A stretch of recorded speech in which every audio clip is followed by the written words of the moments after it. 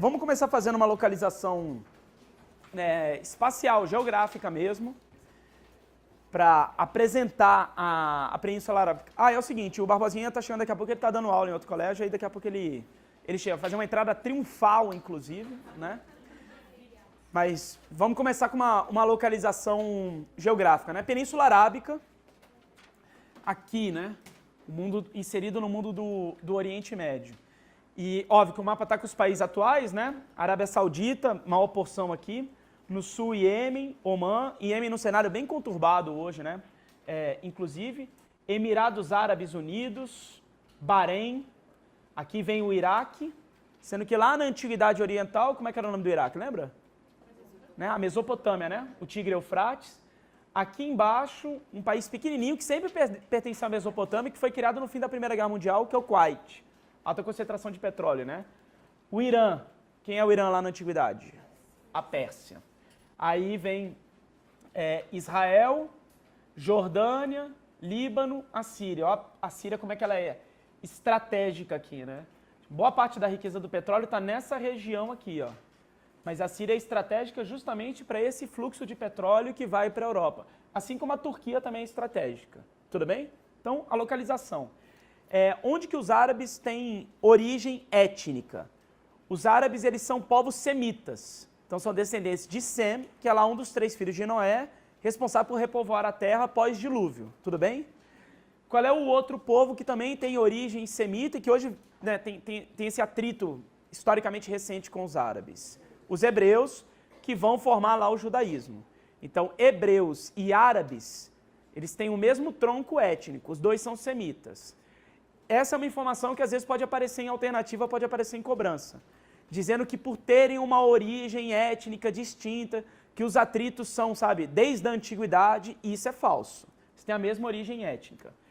No caso os povos, né, semitas, eles têm origem aqui no sul da Mesopotâmia, cidade de Ur. É aqui que Abraão recebe a mensagem de Deus para que ele migrasse para a terra de Canaã, terra onde jorra leite e mel. Tudo bem? E aí, você não é que Abraão ele era infértil, né? Aí Deus tinha prometido para ele, inclusive, que daria um filho a ele, né?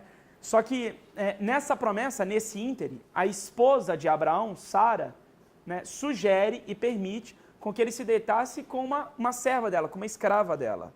E aí Abraão aceita a sugestão e com essa serva, com essa escrava, ele vai ter um filho. Quem é esse filho? Ismael, beleza? Só que Deus concede lá aquela bênção dele ter o filho com Sara, e aí nasce quem?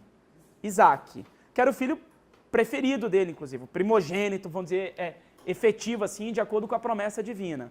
Tanto que foi em relação a Isaac que Deus fez aquele pedido a Abraão para testar a fé dele de que ele matasse Isaac, né?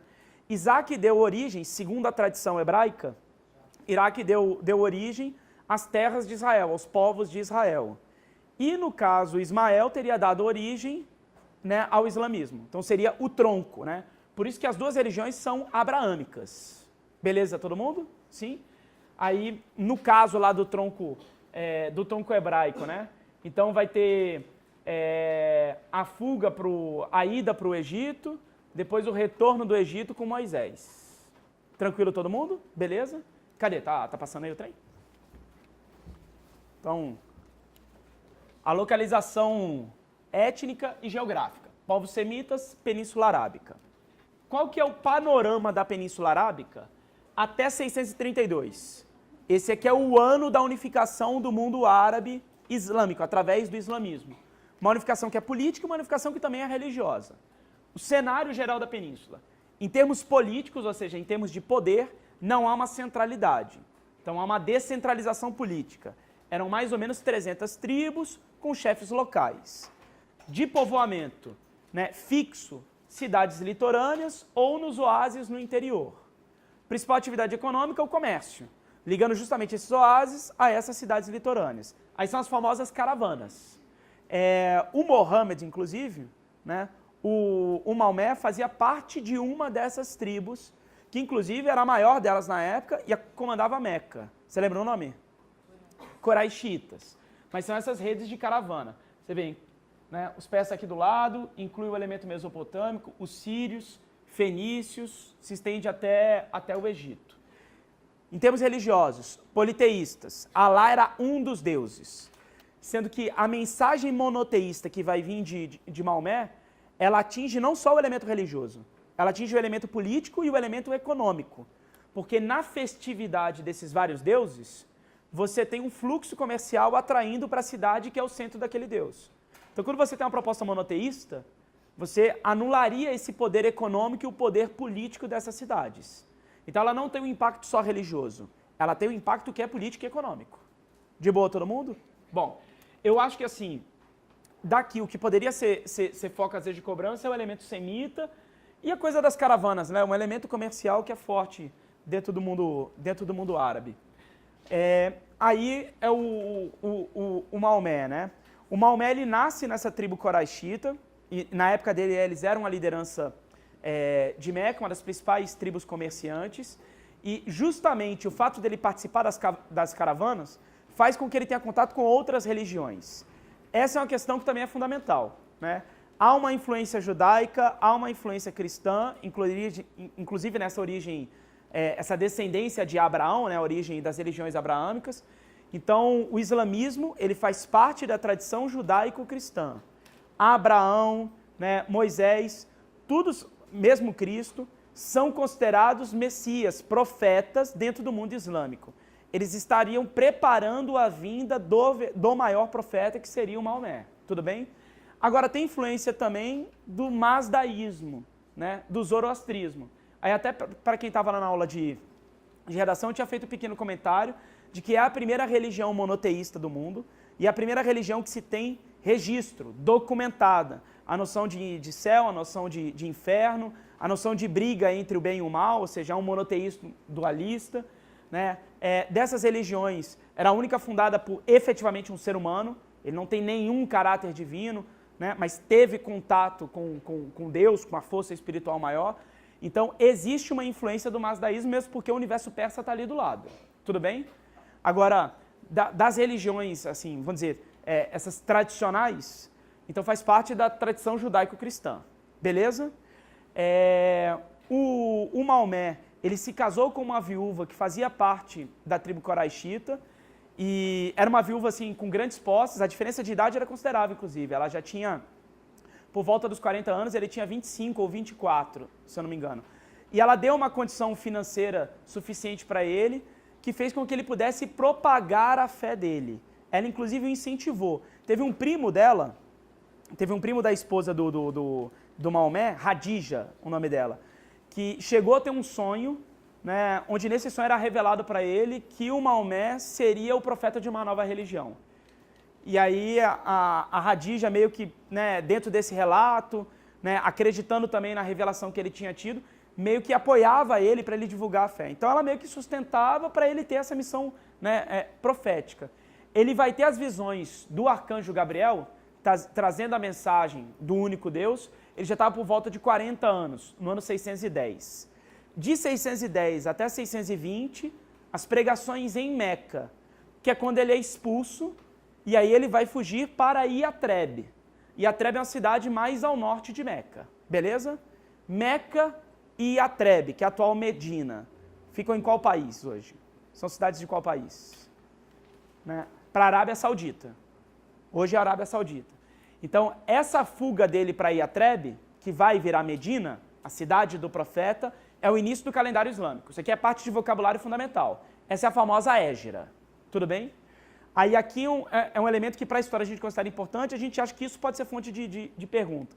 Quando o Barbosinha tratou sobre esse mundo da antiguidade oriental, inclusive fazendo uma comparação com elementos da antiguidade ocidental, então o mundo mesopotâmico, o mundo persa, o mundo egípcio, o mundo fenício, o mundo hebraico, comparando com o mundo greco-romano, a relação entre política e religião, ela é muito mais forte no mundo oriental do que era no mundo ocidental. Tanto que na nossa trajetória civilizacional, a tendência foi separar religião e Estado. Nós tivemos uma tendência histórica na tradição do Ocidente de promover o Estado laico, o que acontece com as revoluções burguesas, na virada da Idade Moderna para a Idade Contemporânea. Tudo bem? eu não estou dizendo que o elemento religioso não fosse importante dentro do mundo grego ou do mundo romano. É óbvio que é. Eu só estou dizendo que, num caráter comparativo, a relação entre política e religião no mundo oriental, ela era muito mais próxima, e é ainda hoje. Líderes políticos também eram líderes religiosos. Assim como o faraó, né, que eu acho que é o caso mais bem acabado da teocracia, mas os governantes persas, de alguma maneira, que reivindicavam um certo caráter divino, os líderes mesopotâmicos que tinham esse contato direto com Deus, ou seja, essa relação é muito mais estreita. Quando você pensa, por exemplo, em Império Romano e Império Bizantino, depois da divisão lá do Império, 395 por Teodósio, né? O imperador bizantino, ele também é o chefe religioso. Como é que é o termo que define isso? Ele é o César e ele é o quê ao mesmo tempo? É o César o papismo. Ou seja, essa relação entre política e religião no Oriente parece ser muito mais próxima. O Maomé, ele não é apenas a liderança de unificação religiosa. Ele é uma liderança de unificação religiosa e política. Essas coisas estão associadas. Em Yatreb, que vai virar Medina, né, ele se torna governante de Yatreb. E aí a conquista de Meca se dá como governante daquela cidade e como profeta dessa nova fé, dessa nova religião, um monoteísmo ético de influência judaico-cristã. Tá claro isso para vocês? Sim? O governo do Maomé é esse primeiro momento, né, de união dos árabes. Aí, né, a rebatizada lá em Medina, 632, e a conquista de Meca. Esse é o marco histórico para a formação do islamismo. De boa? Repara aqui nessa imagem da época, né, nesse afresco da época, porque ele retrata a mãe do Maomé e o Maomé como criança, né? Qual é a peculiaridade do retrato dos dois comparado com os outros? O rosto está coberto. Lembra daquela coisa de que você não pode retratar o profeta? E que isso, inclusive, deu vários problemas entre o mundo ocidental e o islamismo, né? Assim, qual é o caso recente, né, que chama mais atenção em relação a isso aí? É o caso do Charlie Hebdo. Deles fazerem lá charges no jornal, né, retratando, né, às vezes não só Maomé, mas retratando também Alá.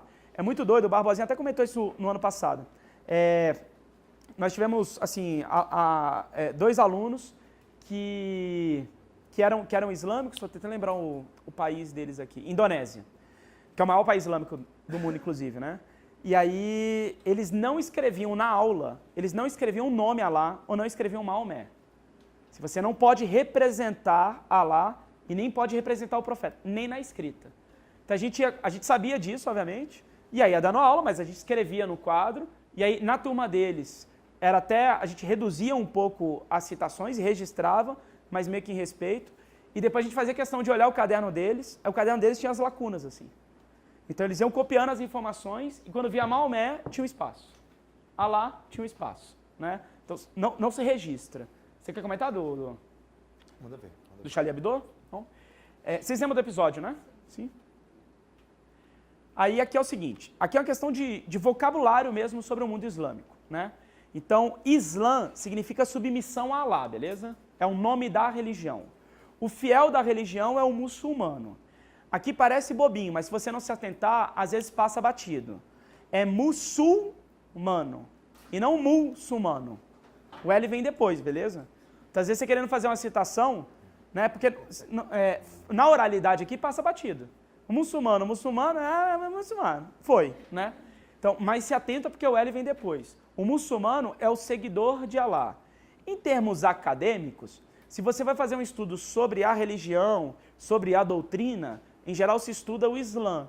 Se você vai fazer um estudo sobre o fiel, você estuda o muçulmano, né? Óbvio que assim, numa citação, você não precisa ter esse rigor todo, mas é a diferença, né? Profeta, Maomé, Mohammed. É uma honra no mundo islâmico, inclusive, né, ser chamado pelo nome do profeta. Não é à toa que é o nome mais popular do mundo, né? Então, em geral, né, se batiza o primogênito com o nome do profeta. E se você tiver em alguma parte do mundo islâmico e você for pedir informação, e obviamente você não sabe lá o nome do cara, chama ele de Mohammed. Né? Ele vai atender. De Mohammed, dá licença, eu gostaria de saber onde é tal coisa. O nome dele pode ser não ser Mohammed, pode ser Silva. Né? Para ele é uma honra. Então, Mohammed, o livro sagrado, o Corão, a gente vai mencionar depois dos sunitas a Suna, mas o livro sagrado consensual, o Corão. O templo é a Kaaba, que é esse aí, né? Eu acho essa imagem linda, assim, né? Impactante mesmo. Essa é a mais panorâmica, né, de Meca com a Kaaba, que fica na Arábia Saudita, né? Essa foto é panorâmica zona, é muito massa, assim, né? Ela lá no meio. O que tem dentro da Kaaba? Qual é tem uma pedra, né? Que na tradição, aí eles vão circundando, seria a pedra enviada por Alá, e ela teria sido enviada clara, e aí ela foi absorvendo ali os malfeitos, os pecados, o que foi escurecendo, né, enegrecendo com o tempo. Na ordem hierárquica das cidades mais sagradas, Meca, Medina e Jerusalém, né? Você lembra que foi questão aberta da UNB? Né, para fazer a referência de por que Jerusalém era o ponto comum dos três? Pronuncia lá o nome como é que é o nome da mesquita? Al-Aqsa.